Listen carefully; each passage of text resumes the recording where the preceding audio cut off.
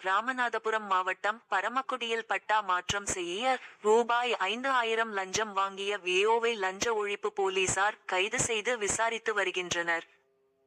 ராமநாதபுரம் மாவட்டம் பரமக்குடி தாலுகாவை சேர்ந்த ஒருவருக்கு ஆதிதிராவிடர் நலத்துறை சார்பாக கடந்த 30 வருடங்களுக்கு முன்பு 3 சென்ட் இடத்திற்கு நமூனா பட்டா வழங்கப்பட்டுள்ளது. தன் பெயருக்கு பட்டா மாற்றம் செய்ய வேந்தோனி ரூபாய் .வி.ஏ.ஓ செல்வகுமாரை 44 கடந்த 8 நாட்களுக்கு முன்பு அவர் சந்தித்துள்ளார்.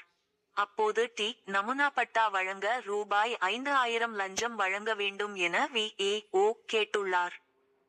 லஞ்சம் கொடுக்க விரும்பாத அவர் ராமநாதபுரம் ஊழல் தடுப்பு மற்றும் கண்காணிப்பு பிரிவு போலீசில் புகார் செய்தார். தொடர்ந்து இரவு ரசாயனம் தடவிய பணத்தை வி.ஏ.ஓ செல்வகுமாரிடம் கொடுத்தார். லஞ்ச ஒழிப்பு எஸ்.பி. ராமச்சந்திரன் உள்ளிட்ட போலீசார் செல்வகுமாரை கைது செய்தனர்.